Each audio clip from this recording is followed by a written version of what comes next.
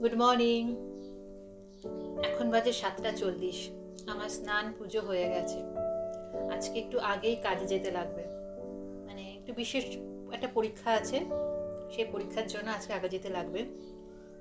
ছোট মেয়ে স্কুলে চলে গেছে, বড় মেয়ে আজকে ঘরে, ফলে ওর চিন্তাটা নেই।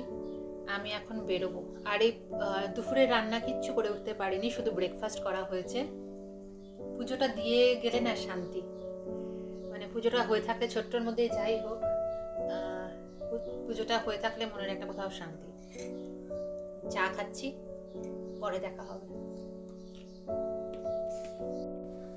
এখন 2:40, ঘরে ফিরছি। রোদ, মানে একটা ঝলসানোর রোদ, মানে সূর্যদেব পুরো পিছনে পড়ে গেছে। মুখের চেহারা পাল্টে যেরম করে হোক ওই ভোটার আইডি কার্ডের সঙ্গে মেলাতেই লাগবে। আর এগুলো হচ্ছে রিটেনশন ওয়াল, এগুলোকে তৈরি করা হয় মাটি ক্ষয় প্রতিরোধ করার জন্য।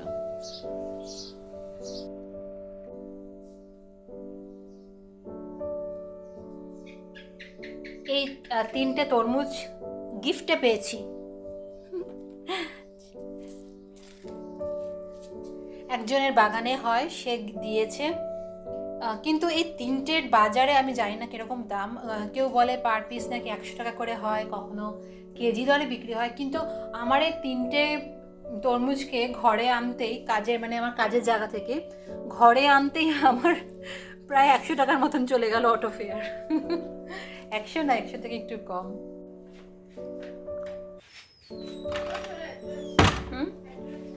অ্যাড্রেস তো পার্সেল এসছে। পার্সেল আসলেই মজা লাগে, ভিতরে যাই থাকুক না কেন। চলবে। কি কি আনলি দেখি?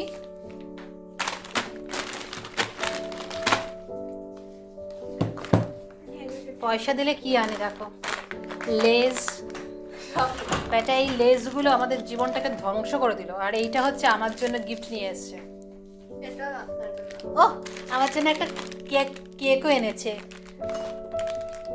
চিপস কম খায়, মাঝে মাঝে হয়তো বলে একটু টাকা দাও, আমি চিপসে নিয়ে আসবো। আজকে বড় মেয়ে ঘরে, তার জন্য এইগুলো আনে ওদের 2 বোনের জন্য। আর জানে মা পছন্দ করে মিষ্টি, তার জন্য মার জন্য আনে চিক্কি অথবা কেক। আজকে দুটোই নিয়ে এসছে, মানে মনে হচ্ছে যেন আমাকে গিফট দিল মাকে খুশি করার জন্য। আজকে সকালে সেরকম রান্না করে যেতে পারিনি, যেটা আমাকে দুপুরে হেল্প করে। শুধু ব্রেকফাস্টটা করেই বেরিয়ে যেতে হয়েছিল, একটু আগেই বেরিয়েছিলাম। আর আস্তে আস্তে হয়ে গেছে, এখন প্রায় 3টে বাজে। আর আমি এখন বসেছি মাছ ভাজতে। কখন যে মাছ ভাজা রান্না করে মেয়েদের খেতে দেবো জানি না। আর এদিকে হচ্ছে নারকেলগুলো দেখছিলাম যে কোড়ানো থাকলে কত কিছু বানানো যায়, কিন্তু ফাটিয়ে কোড়ানো এটাই একটা বিশাল কাজ। খেতে ভালো লাগে কিন্তু খাটতে ইচ্ছা করে না, সত্যি কথা বলতে। আর সব থেকে বড় কথা হচ্ছে সময় আর এনার্জিও থাকে না, যে এই কাজ করে আসার পরে নারকেল কুড়াতে বসবো। সেটাই ভাবছিলাম যে করতে লাগবে, রেডি রাখতে লাগবে নারকেলের পুর। এখন 3:50 মতন বাজে। আমি বাচ্চাদের ভাত বেড়ে দিয়েছি, আমিও খেয়ে নিই। দিনের এই প্রথম মিল কিন্তু পুজোর থেকে কম না। সারাদিন কাজের পর ক্লান্ত হয়ে যখন প্রথম ভাত আমরা পাই, এটা একটা তৃপ্তির খাবার। সেটা ডাল ভাতই হোক বা মাছ ভাত বা অন্য কিছু দিয়েই হোক। আর এখন তরমুজ টাইম, আমার প্রিয় তরমুজ। যে কদিন পাওয়া যায় একদম আরাম করে খাবো, তাও আবার গিফটের, ভাবা যায়। আর এখানে আজকে ট্যাঙ্ক পরিষ্কার হয়েছে, সকাল থেকেই জল বন্ধ রেখে ট্যাঙ্ক পরিষ্কার করা হলো। খুব আয়রন আসছিল, সেই এখন মনে হয় কল খুলেছে, ট্যাপ খুলেছে। সন্ধ্যা থেকে মনে হয় পরিষ্কার জল পাবো। আজকে বেশ দিনটা ভালোই গেল, টুকটাক করে অনেক জিনিস পেলাম। সেটা কেনাই হোক, নিজের কেনার জিনিসই আসলো আজকে, বা গিফটেরই হোক। তরমুজ পেলাম, তারপর বাচ্চারা আনলো চিক্কি অ্যান্ড কেক। আমার একটা পার্সেলে জামা আসলো, তার সাথে এই ইয়াররিংটাও আসলো। ভালো লাগে।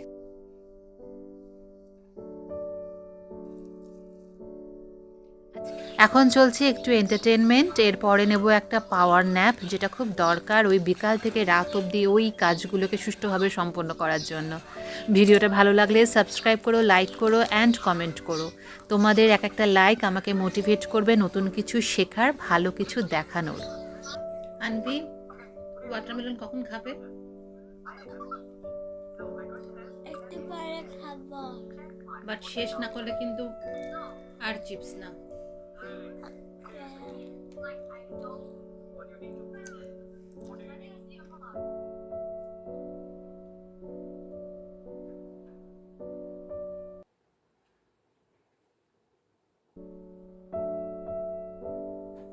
আমরা তো সংসারের কাজকে মাথা পেতে নিয়েছি। ভালো লাগুক বা না লাগুক আমাদের কাজ করতেই লাগবে। আর আমাদের 24 ঘন্টার রুটিনের মধ্যে কিন্তু ব্রেক টাইম বলে কিছু নেই, রাত্রে ঘুমানো যাওয়া ছাড়া। কিন্তু এই ব্রেক টাইম কিন্তু খুব দরকার নিজের মানসিক শান্তির জন্য। নইলে অকারণে মাথা গরম হবে আর সেই রাগটা গিয়ে পড়বে বাচ্চাদের উপর। এর থেকে বরং প্রতিদিন কাজের মাঝখানে আমাদের কিছুটা সময় চুরি করে নেওয়া দরকার, আর সেটা নিজের উপর ইনভেস্ট করা খুব দরকার। হয় নিজের সাথেই সময় কাটানো হোক বা একটু ঘুমিয়ে।